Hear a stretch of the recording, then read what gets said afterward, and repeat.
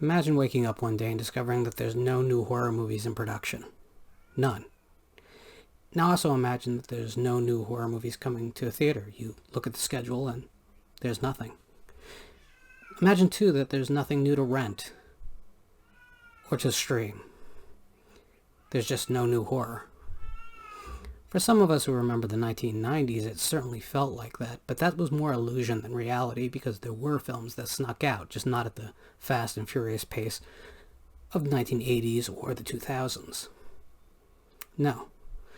Let's go back to that scenario 1 second longer, because there's something I omitted. Now imagine that situation lasted for nearly 2 years. That was the world that encompassed all of 1937. Now there's a bit of hyperbole there, and I'll get to it, but in effect, fans of monster movies and horror movies had nothing to chew on for quite a long time. This was a real event. Open up your reference books. 1935, we have the release of Bride of Frankenstein, a high watermark for the genre, and a ton of productions. 36 is a very, very lucrative year for the horror genre.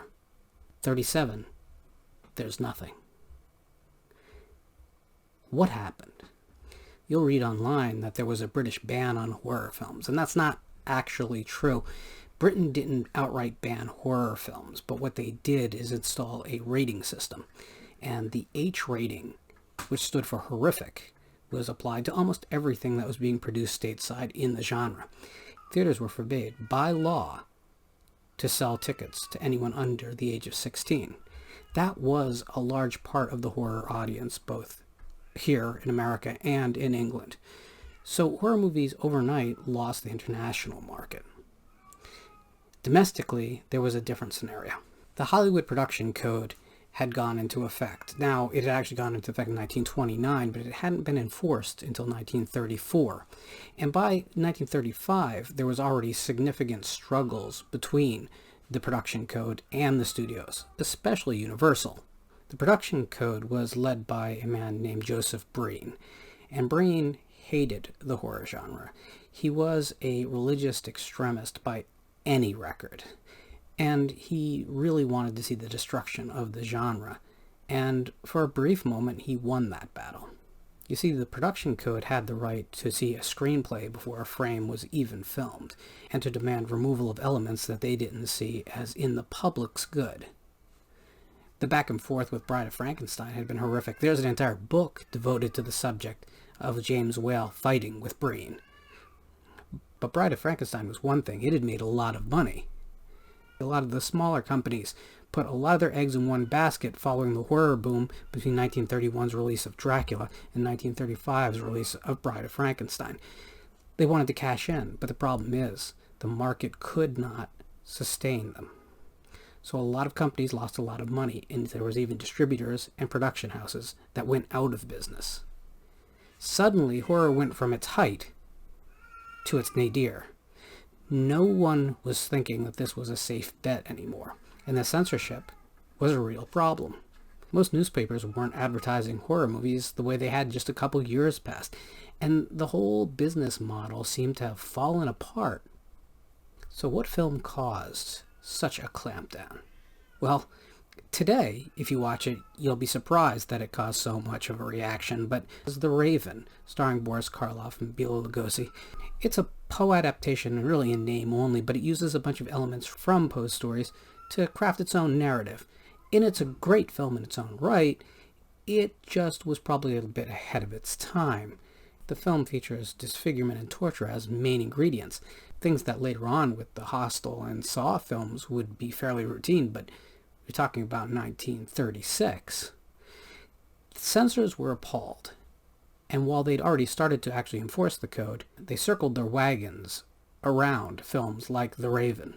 Now during this time, there were a few releases in the genre, and I do mean a few, but they didn't come from where you would expect them to. The most significant film in 1937 is Song at Midnight, a Chinese import, and also the first genre film out of China. It's a retelling of Phantom of the Opera with regional flourishes to make it richer for its core target domestic audience. It's a film with a lot of heart and soul and some great special effects for its time period.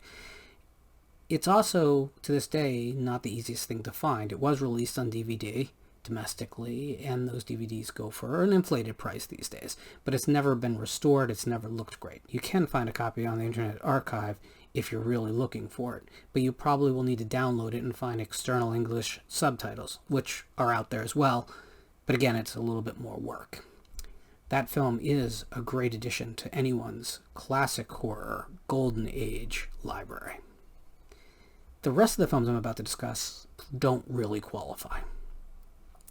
So, with horror's absence, the studios turned to categories they thought were similar enough to still appeal to the audience they knew did exist, but not run afoul of the censors or the newspapers. The first big category was mysteries. So mysteries with a darker edge became a little bit of a movement in the time. Films like Night Must Fall or A Night of Terror, as well as an adaptation of Hound of the Baskervilles, and a real potboiler named The 13th Chair. But none of these films are really going to be completely satisfying to the horror audience, and they weren't even in that day. They were merely a stopgap, a way to wait until this blew over. The other way that the studios would confront the problem was with horror comedies, or comedies that featured horror elements, but it was always completely safe, comfortable, kid-friendly fare. Probably the best example of this is Shh, the Octopus, which you can find a trailer for on YouTube. Maybe you can find the whole film. I don't recommend you doing it, though. The humor is horrifically dated. The horror elements are laughable. And overall, it's not even a good use of your 58 minutes. So how did the horror genre dig out of this particular hole, this first horror drought? Well, in 1939, Universal went back to the most steadfast, reliable well they had and released Son of Frankenstein. Son of Frankenstein is not of the quality of the first two films, but it's a lot better than everything that came out later in that franchise.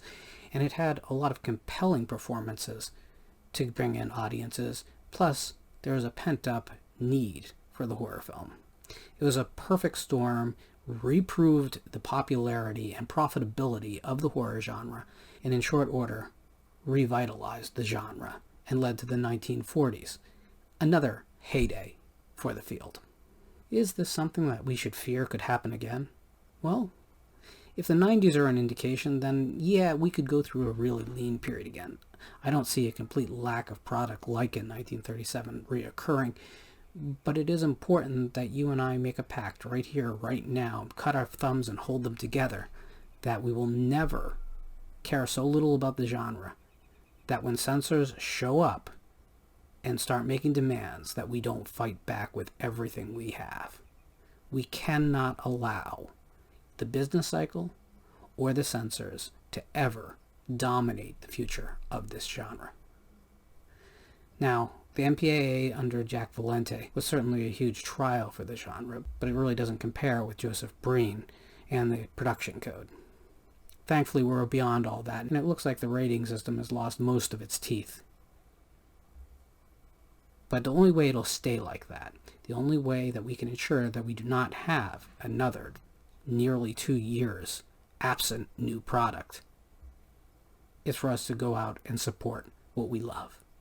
Whether that's going to the movie theater, when you can go to the movie theater, or buying that new release of that classic film you love from the 1980s in its deluxe 3-disc edition. Show your love for the genre by making this the most consistently reliable form of entertainment for any studio.